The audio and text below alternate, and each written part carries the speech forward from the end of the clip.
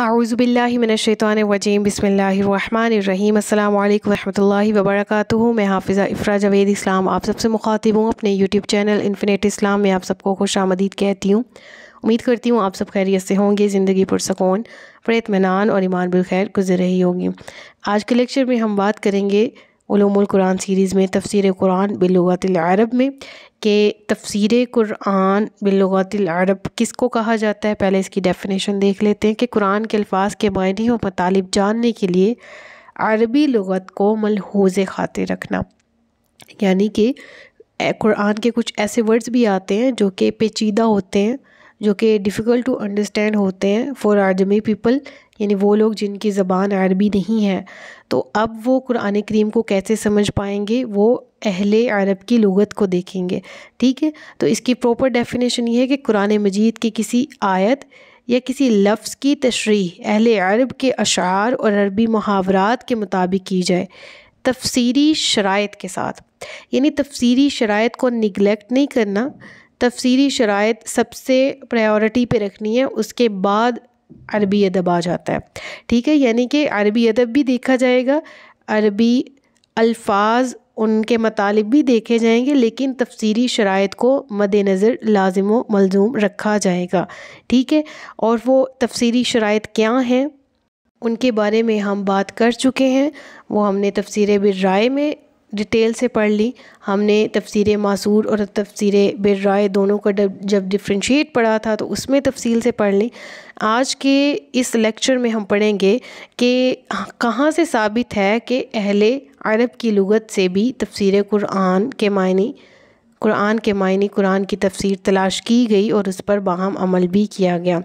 तो बात कर लेते हैं हज़रत अकरमा रहमतुल्लाह अलैह की कि एक आदमी ने हज़रत अकरमा रहमतुल्लाह से पूछा कि ज़नीम ये लफ्ज़ क्या है। कुरान मजीद में मौजूद है ये लफ्ज़ कि ज़नीम, इससे मुराद क्या है। तो उन्होंने कहा, आगे से उन्होंने जवाब दिया कि इससे मुराद वालिदुज़्ज़िना यानी कि नाजायज़ औलाद है। दलील में उन्होंने अरबी अदब का एक शेर पेश किया कि ज़नीमुन लईसा युरफ़ु मन अबूहु, कि ज़नीम वो नाजायज़ औलाद है कि जिसके बाप का इल्म नहीं है, बग़ीजुल उम्मु उसकी माँ बदकार है, और फिर ज़ू हसबिन लईम और उसका हसब कमीना है, लानत किया गया है। तो ज़नीमुन के मानी इस शेर से उन्होंने अरबी लुग़त के हिसाब से निकाले, यानी ज़नीमुन का क्या मतलब है कि नाजायज़ औलाद। तो आपने किस आयत की तफसील में इसको बताया था, ये सूरतुल कलम की आयत नंबर 13 है। हज़रत अकरिमा ने इस लफ्ज़ की उर्दू तर्जुमा और तफसीर में ये शेर पढ़ा था और अरबी लुग़त के हिसाब से इसका तर्जुमा पेश किया था कि वो आयत है कि उतुल्लिम बादा ज़ालिका ज़नीम, तर्जुमा है कि सख्त मिजाज इसके बाद नाजायज़ पैदावार है। ठीक है, तो इसके बाद बात कर लेते हैं इमाम मुजाहिद रहमतुल्लाह अलैह की कि आप तफसीरी एतबार से जो मुश्किल कुरान करीम के पेचीदा अल्फाज हैं उनकी तफसीर बयान करने के लिहाज से और ग़राइबुल कुरान की तौज़ीह करने के लिहाज से बहुत फेमस है।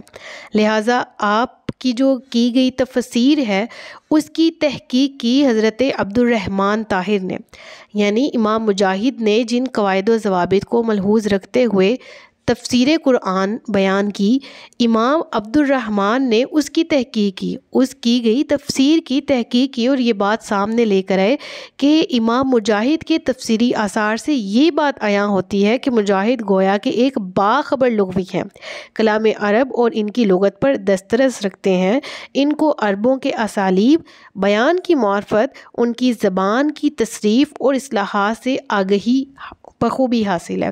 यानी आप कहते हैं कि जो उन्होंने तफसीर बयान की वो अहले अरब की लुग़त में नहायत महारत रखने के बाद उन्होंने उन असूलों को मद्देनज़र रखते हुए की और वो इस पर बहुत महारत भी रखते हैं।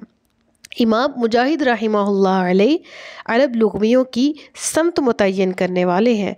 इसके अलावा वो ये भी फरमाते हैं कि अरब عربوں نے جہاں سے لغت اکٹھی کی، تلاش کی، اس کو سمت دینے والے امام مجاہد ہیں، یعنی ایسے پائے درجے کے عالم ہیں کہ ان کی تفسیر وہ پہلی ڈکشنری ہے جس میں قرآن کے الفاظ جو نادر الاستعمال اور مشکل ہیں ان کی وضاحت کتب لغت یعنی معاجم کے طرز پر رکھی گئی ہے۔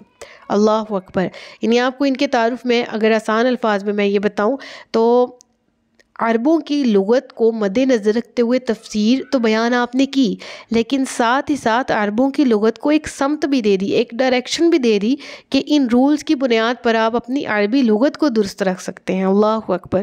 اور آپ نے اس پر کتب بھی لکھی جو کہ قرآن کریم کے مشکل الفاظ تھے، نادر الاستعمال یعنی کم یوز ہونے والے عربی کے وہ لفظ جو قرآن میں تھے، ان پہ کون سے رولز لگتے تھے، کن رولز کی بنیاد پر وہ اردو میں یا کسی اور زبان میں فلاں فلاں ترجمہ دیتے تھے، یہ سمت متعین کرنے والے امام مجاہد ہی ہیں۔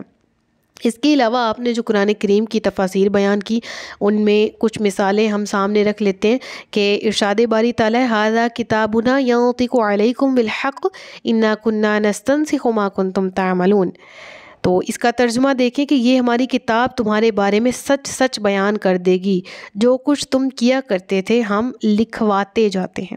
تو امام مجاہد رحمہ اللہ علیہ کہتے ہیں کہ نستنسخو کا مطلب نکتب ہے، یعنی ہم لکھ لیتے ہیں۔ کہاں پر یہ موجود ہے؟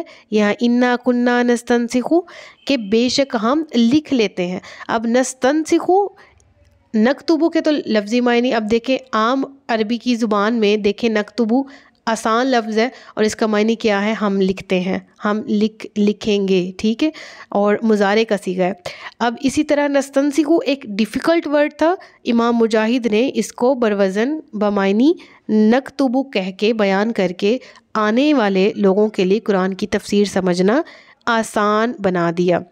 بالکل اسی طرح سے ہوا اعلم بما تفیدون فی، سورۃ الاحقاف کی آیت ہے، اور اس کا ترجمہ کیا ہے کہ وہ اس گفتگو کو خوب جانتا ہے جو تم اس کے بارے میں کرتے ہو۔ تو امام مجاہد رحمہ اللہ علیہ فرماتے ہیں کہ تفیدون کا معنی تقولون ہے، یعنی تم جو زبان سے نکالتے ہو۔ اب دیکھیں یہاں پر تفیدون لفظ لکھا ہوا ہے، اب اس کی عربی لغت میں ڈکشنری کے لحاظ سے نکالیں تو یہ قلیل الاستعمال ہے۔ اس کے مقابلے میں جو لفظ زیادہ استعمال شدہ ہے وہ کون سا ہے؟ تقولون، تم کہتے ہو، تم زبان سے بیان کرتے ہو، تم بولتے ہو۔ تو آپ نے اس لفظ کی تفسیر سمجھنے کے لیے عوام الناس کو کیا کہا کہ یہاں پر یہ معنی دے رہا ہے تقولون، تو پھر یہ آیت ترجمہ کے اعتبار سے ایزیلی سمجھ میں آنا شروع ہو گئی۔ بالکل اسی طرح سے ارشاد باری تعالیٰ ہے ان اول بیت وضع للناس للذی ببکۃ مبارک، ٹھیک ہے۔ اب یہاں پر بکہ لفظ استعمال ہوا کس کے لیے؟ شہر مکہ مکرمہ کے لیے، ٹھیک ہے۔ تو اس آیت میں لفظ بکہ کی وجہ تسمیہ بیان کرتے ہوئے امام مجاہد رحمہ اللہ علیہ فرماتے ہیں کہ مکہ کو بکہ مردوں اور عورتوں کے رش کی وجہ سے کہا جاتا ہے، اور ایک اور روایت میں بھی ہے کہ بکہ اس لیے کہ اس میں مردوں اور عورتوں کا رش ہو جاتا ہے۔ غالباً اس دور میں بھی طواف کے لیے جو خانہ کعبہ کی زیارت کے لیے لوگ آتے تھے، یہ مرکزی شہر تھا، تجارتی لحاظ سے بھی، قافلوں کے سٹے کے لحاظ سے بھی، تو وہاں پر رش زیادہ تھا، اس لیے اس کو بکہ کہا جاتا تھا۔ عربی لغت میں بکہ زیادہ رش والی جگہ کو کہا جاتا ہے، ٹھیک ہے۔ تو قرآن کریم کی اس آیت میں بکہ تھا، اب مینشن تو بکہ ہے لیکن اس سے مراد مکہ مکرمہ ہے۔ اس کی تفصیل کیسے نکالی؟ عربی لغت کو دیکھتے ہوئے کہ مراد وہی شہر ہے، لیکن اس شہر کو بکہ کیوں فرمایا گیا؟ کیونکہ مکہ مکرمہ کا اولڈ نیم بکہ ہے، اور بکہ کیوں کہا جاتا ہے اس کی ڈیٹیل امام مجاہد نے عربی لغت کو دیکھتے ہوئے بیان کر دی۔ یہاں تک کہ لیکچر میں ہم نے کچھ مثالوں کے ذریعے اس بات کو پڑھ لیا کہ تفسیری اعتبار سے لغت عرب کو کس قدر اہمیت حاصل ہے اور کن رولز کی بنیاد پر ہم فقہا کی گئی تفسیر قرآن بلغت عرب کو تفسیر بالرائے میں کاؤنٹ کرتے ہیں، اور ہم ان کی روشنی میں کیسے تفسیر قرآن سیکھ سکتے ہیں۔ اور آخر میں پھر کہوں گی کہ اس طرح سے قرآن کی تفسیر بیان کرنا ہم جیسے عجمی لوگوں کا کام نہیں ہے۔ ख़ास طور پر فقہا جو کہ عربی زبان پر کمانڈ رکھتے تھے، انہوں نے جو اس پر کام کر لیا، ہم اسی کی روشنی میں قرآن کی تفسیر کو سمجھ لیں تو ہمارے لیے کافی ہے۔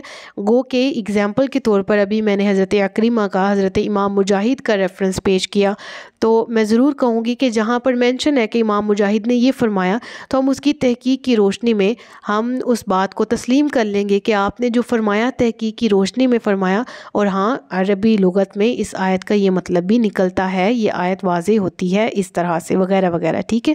تو انشاءاللہ جو نیکسٹ لیکچر ہے، نیکسٹ لیکچر میں ہم بات کر لیں گے تفسیر قرآن بعقل سلیم پر، اور اس میں مزید باریکیاں سامنے آئیں گی۔ تب تک کے لیے اپنا بہت سا خیال رکھیے گا، نیکسٹ لیکچر میں ملتے ہیں۔ اللہ حافظ، فی امان اللہ۔